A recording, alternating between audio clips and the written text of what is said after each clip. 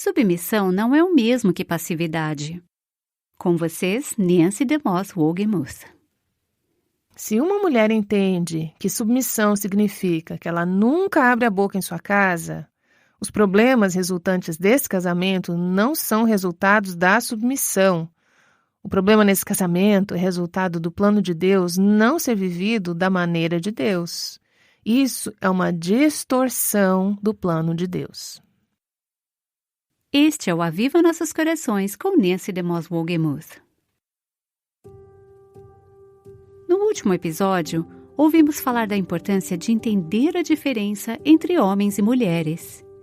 Este assunto reflete o caráter do próprio Deus. Se você perdeu algum programa, espero que você consiga se atualizar na página avivanossoscorações.com. Neste programa, descobriremos como a crença bíblica nos papéis feminino e masculino acontece de forma prática no lar. Com vocês, Nancy, na voz de Renata Santos.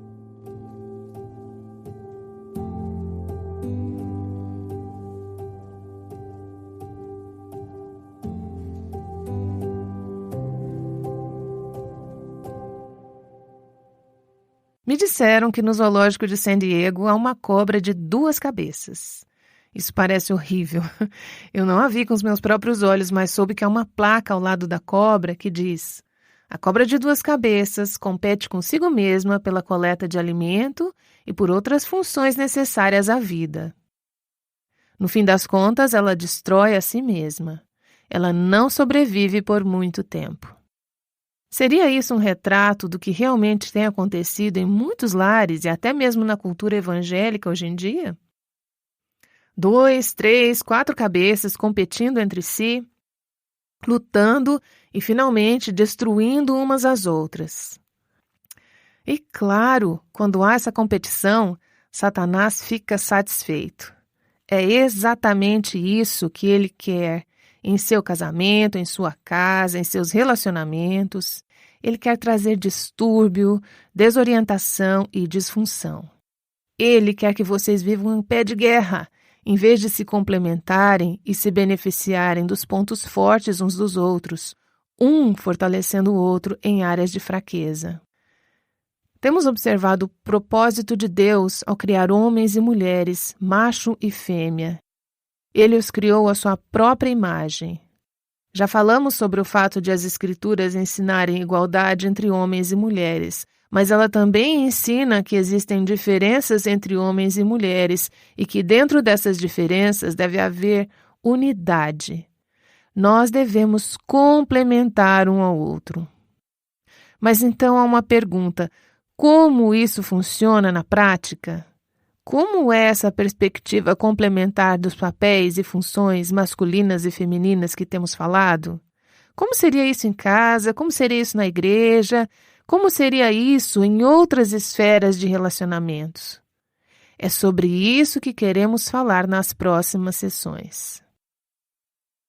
A feminilidade e também a masculinidade bíblica no lar e na igreja em particular não são definidas por um conjunto de comportamentos e papéis, tanto quanto são definidas por uma disposição, uma inclinação do coração.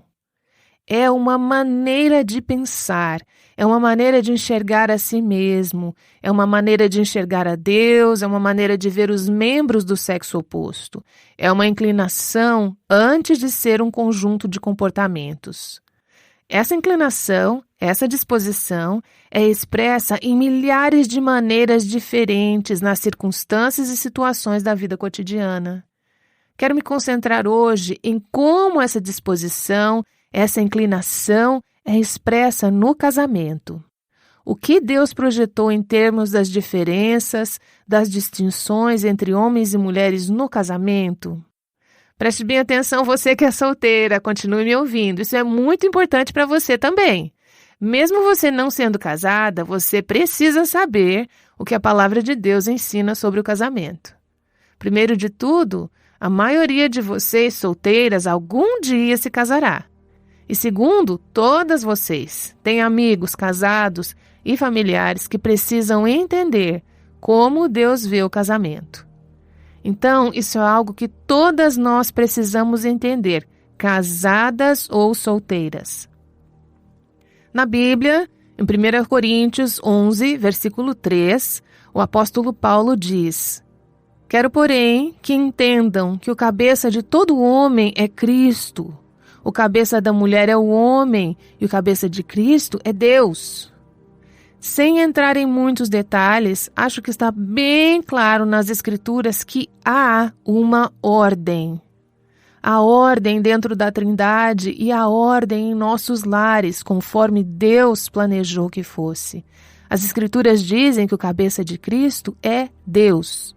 Isso significa que, dentro da Trindade, embora haja igualdade na divindade e em importância, existem papéis e funções diferentes.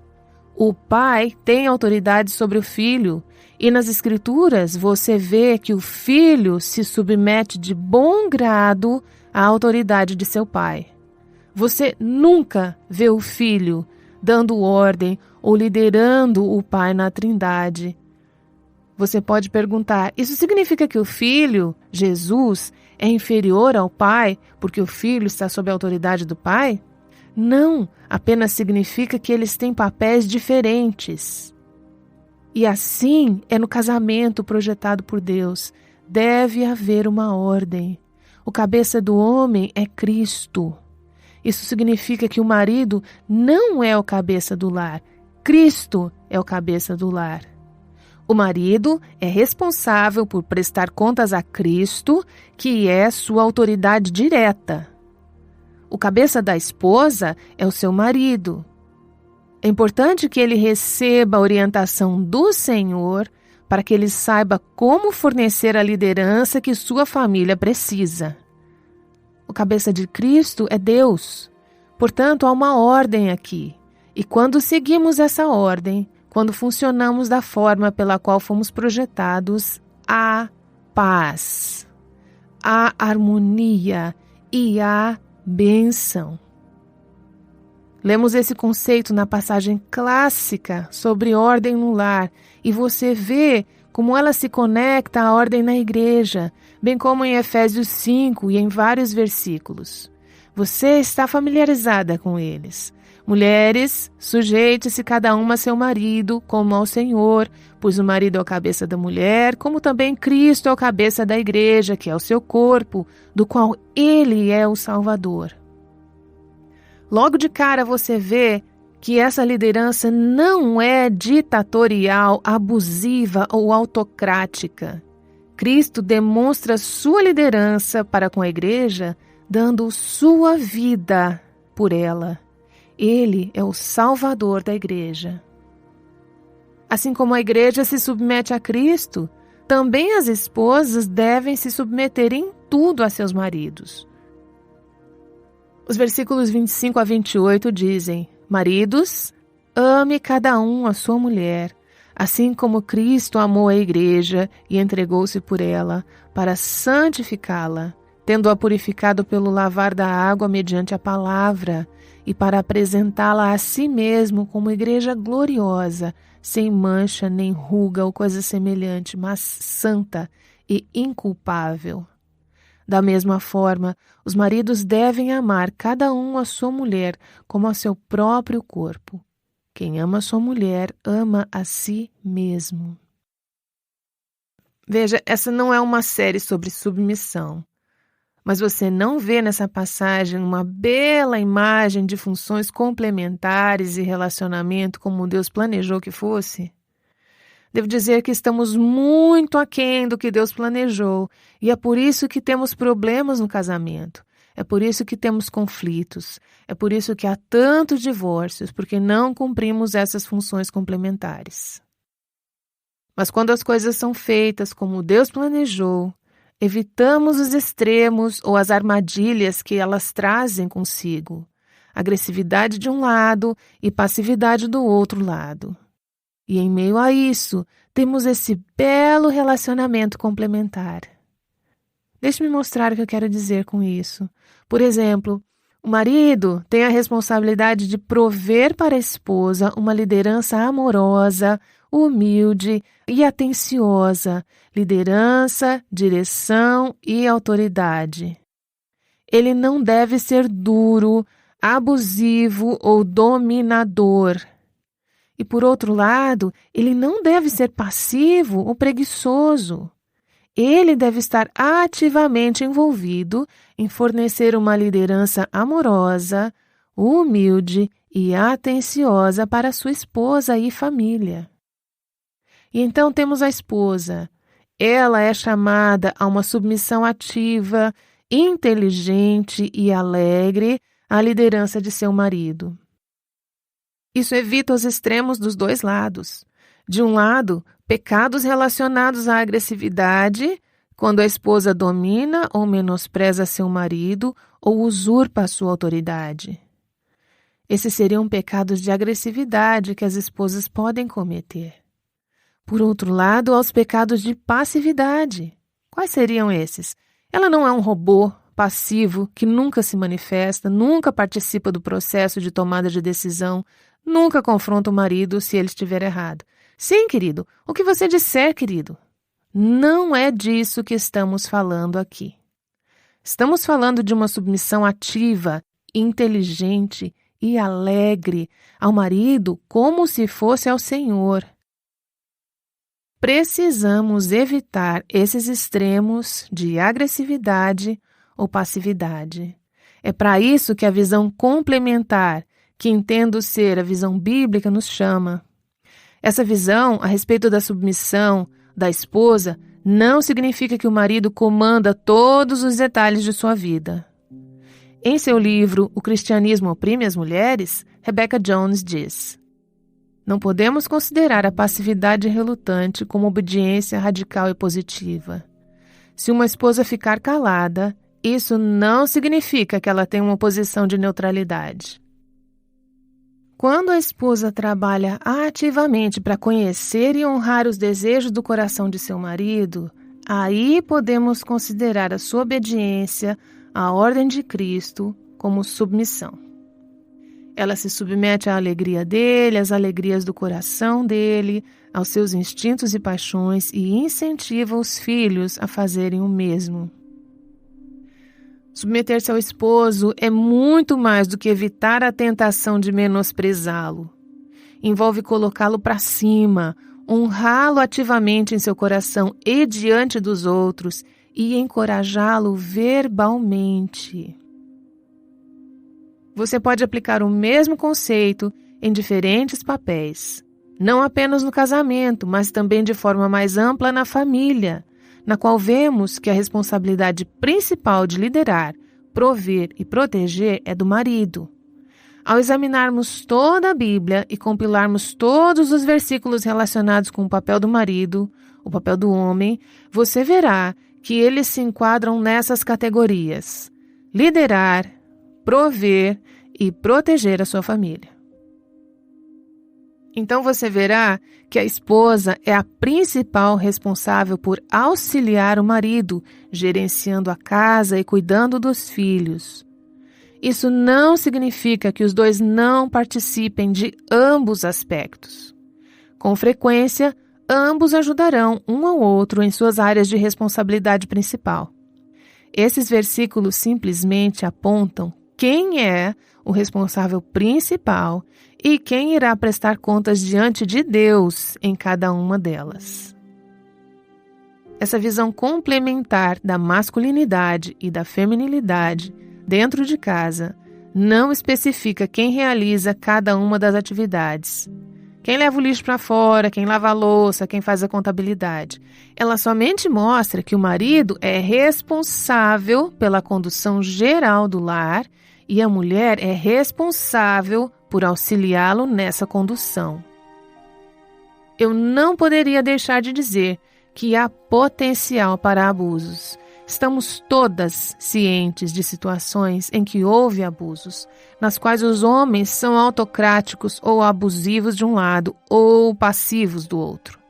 Já vimos mulheres que caíram nos pecados da agressividade ou da passividade e mulheres que foram feridas e prejudicadas como resultado dos pecados de seus maridos. Também já vimos homens que foram feridos e prejudicados como resultado dos pecados de suas esposas. Mas precisamos reconhecer que esses abusos não são o resultado do plano de Deus. São distorções do plano original dele. Se uma mulher entende que a submissão significa que ela nunca deve abrir a boca em sua casa, os problemas que surgirão nesse casamento não serão o resultado da submissão. Os problemas que surgirão nesse casamento resultam do plano de Deus não estar sendo vivido da maneira de Deus. Isso é uma distorção do plano de Deus. A solução não é descartar o plano de Deus porque aconteceram abusos. A solução é entender o plano de Deus, adotá-lo e permitir que Ele redima a nossa masculinidade e feminilidade quebradas e decaídas. Quero ler para você alguns testemunhos que recebi de mulheres que, na minha opinião, ilustram melhor o que estamos falando aqui. Uma amiga me escreveu e disse: acredito que o maior clamor entre as mulheres cristãs hoje é a hesitação dos homens em serem líderes. Essa foi a minha maior luta como uma jovem esposa. Eu queria que meu marido me liderasse, mas ele estava contente em me deixar assumir a liderança. Muito disso tem a ver com a personalidade. Eu conheço esse casal. Ele é um homem quieto, ela é muito animada e extrovertida. Nada de errado com isso. Enquanto esperava por sua liderança, havia períodos de inatividade desagradáveis.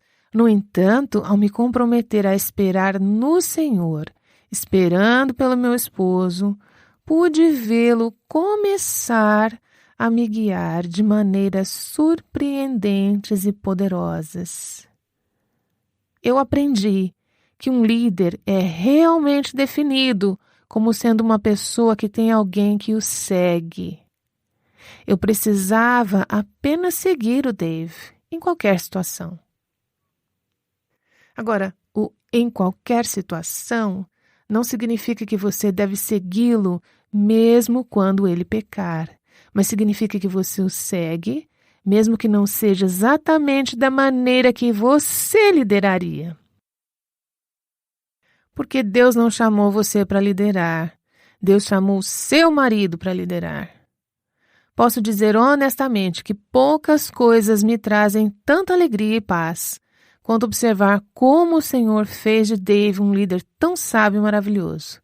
Francamente, quando olho para trás, talvez o maior desafio em nosso casamento tenha sido o Senhor me humilhar para que Dave pudesse se tornar o homem que Deus sempre planejou que ele fosse. Você vê a visão complementar sendo cumprida dia a dia, passo a passo nesse casamento? Agora eu quero ler para vocês outra história. Um testemunho que uma mulher escreveu. Tenho 50 anos e estou praticamente sozinha há 21 anos. Eu nunca pensei que minha vida seria assim. Em nenhum momento me passou pela cabeça que meu esposo algum dia me deixaria. Ao olhar para trás agora, sei que cometi muitos erros no meu relacionamento com meu esposo.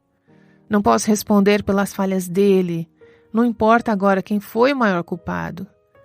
Se eu soubesse, naquela época, o que sei agora sobre os mandamentos de Deus para as esposas, de que um homem precisa e o que eu poderia fazer para suprir essas necessidades, poderia ter feito toda a diferença. Quando meu marido agia de modo egoísta em casa, perdia as estribeiras e depois ia para a igreja e agia de forma espiritual, eu me afastava dele emocionalmente, deixando que ele visse o meu cinismo e falta de confiança. Eu gostaria de ter orado de forma positiva por ele, confiado em Deus, demonstrando amor abertamente e o aceitado por quem ele era, sem esperar que ele agisse corretamente em troca. Quando ele falhou com nosso filho, falhou nas devocionais, falhou na vida espiritual, falhou em liderar como deveria, fiquei particularmente decepcionada e ele sabia disso. Eu gostaria de ter confiado completamente em Deus e mantido a unidade, a honra, a reverência e a submissão com um coração alegre e confiante. Quando ele fazia uma declaração sobre alguém ou alguma coisa, eu frequentemente respondia, me desfazendo da sua opinião, deixando-o saber que ele estava errado. Eu gostaria de ter entendido sobre o comportamento puro, conforme descrito em 1 Pedro. Ele tentou me compensar por algumas de suas falhas. Eu gostaria de não ter sido tão fria, esperando que ele fosse mais intenso e sincero sobre isso. Quando ele gastava dinheiro que eu pensava que não tínhamos, isso me causava ansiedade e ele sabia disso. Eu gostaria de ter demonstrado confiança contínua nele, independentemente de suas decisões. Quando ele queria que eu fizesse algo que eu não queria, gostaria de ter concordado alegremente, ao invés de fazê-lo se arrepender por ter me pedido. A teimosia não é uma característica de uma mulher que cativa um homem. Ele precisava de alguém que acreditasse nele, que o admirasse, aprovasse, o aceitasse, independentemente de suas falhas. Como eu queria ter dado a ele essas coisas? Talvez ele não tivesse me deixado, encontrado outra mulher para colocar no meu lugar. Eu gostaria que alguém tivesse se sentado comigo e me dito como eu estava terrivelmente errada, quando pensei que apontar as falhas dele, pequenas coisas que ele fazia e dizia, e me manter um pouco indiferente em relação a ele, seria a única forma de fazê-lo mudar. Não era meu papel colocar essa pressão toda sobre ele. Quando ele não sabia como demonstrar amor e eu sentia um vazio emocional, eu desisti e me voltei para meus amigos e familiares para obter apoio para as minhas necessidades emocionais. Eu gostaria de ter suportado todas as coisas e ter tido esperança em todas as coisas, de tê-lo amado de forma consistente e plena, incondicionalmente. Eu nunca vi a necessidade de demonstrar amor para ele. Eu tinha como certo que ele cumpriria seu compromisso moral de me amar. Quem me dera ter frequentado a escola de Deus da beleza integral feminina, espírito, alma e corpo. O tempo passou. Eu nunca soube que meu casamento estava sendo estrangulado até a morte. Separação e divórcio chegaram. Eu fiquei chocada, terrivelmente assustada e envergonhada. Eu era uma daquelas mulheres que pensavam que isso nunca aconteceria comigo. Eu me senti um fracasso. Como alguém tão bem afirmou, o divórcio é como uma morte, com a diferença que ninguém vem trazer flores ou consolar você. Quando meu marido foi embora, nós passamos por muitas dificuldades financeiras. Ele não sentia mais o desejo natural de proteger e sustentar sua família. Ela continuou descrevendo muitas das dificuldades pelas quais ela e seu filho passaram juntos. E então ela disse: no tempo certo, Deus me levantou uma família na igreja que veio em nosso auxílio e permaneceu do nosso lado durante todo esse tempo. Eles nunca saberão o enorme impacto que isso teve em nossas vidas. Eles eram um presente de Deus.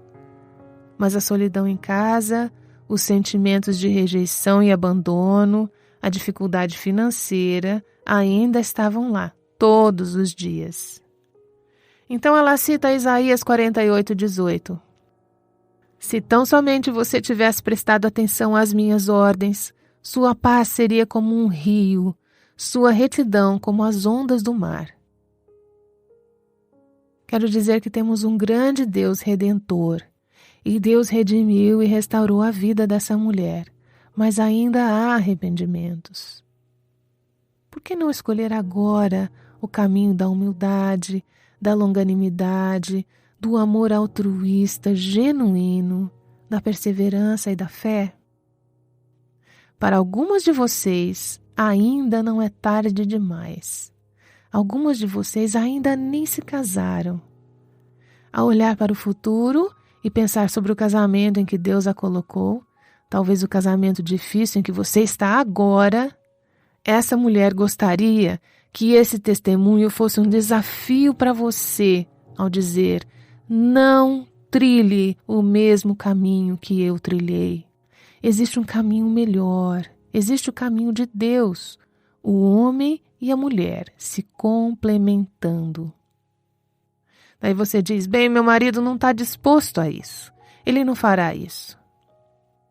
Sabe de uma coisa? Você não pode fazer isso pelo seu marido. Mas pela graça de Deus, você pode fazer isso por si mesma. Você pode escolher esse caminho. E ao fazer isso, contemple Deus providenciando para você um caminho através do rio, o caminho em meio ao deserto, um caminho por sobre a montanha.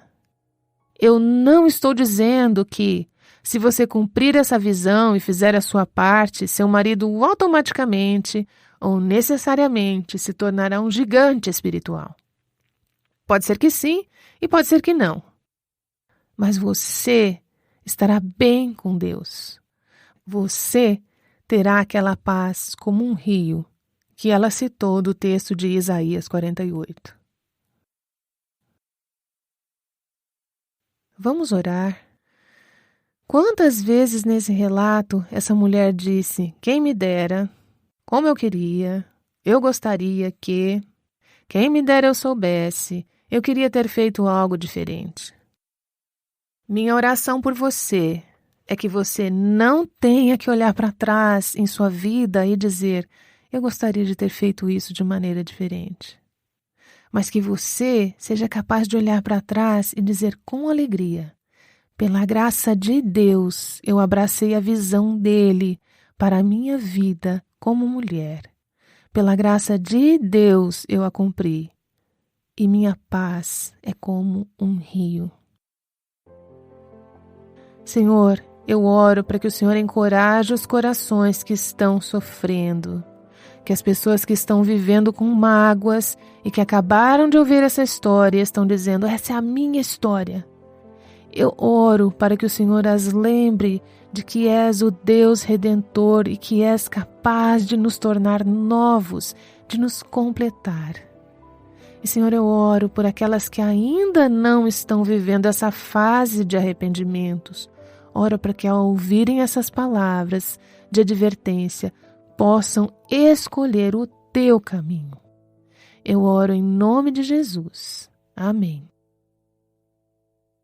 Essa é Nancy DeMoss Wolgemuth, falando sobre a alegria e a paz que vem ao abraçar o chamado de Deus para as mulheres. Lembra da ouvinte que Nancy citou? Ela escreveu: perdi o melhor que Deus tinha para oferecer. Ela desejou ter conhecido o plano de Deus para as esposas ainda no início de seu casamento. Imagine o que aconteceria se as esposas hoje entendessem e vivessem o modelo bíblico de feminilidade. Os efeitos seriam de grande alcance em nossas famílias, em nosso mundo e nas gerações futuras. Acreditamos que agora é a hora de reavivar nossos lares, nossas comunidades e toda a cultura para a glória de Deus. É isso que é ser uma mulher verdadeira. A aplicação de princípios bíblicos em casa nem sempre é fácil, mas pode ter resultados surpreendentes. Foi isso que uma de nossas ouvintes descobriu. Ela é uma mulher muito forte que tem aprendido o valor da feminilidade, e nós a ouviremos no próximo episódio. O Aviva Nossos Corações com Nancy DeMoss Wolgemuth faz parte do Ministério Life Action.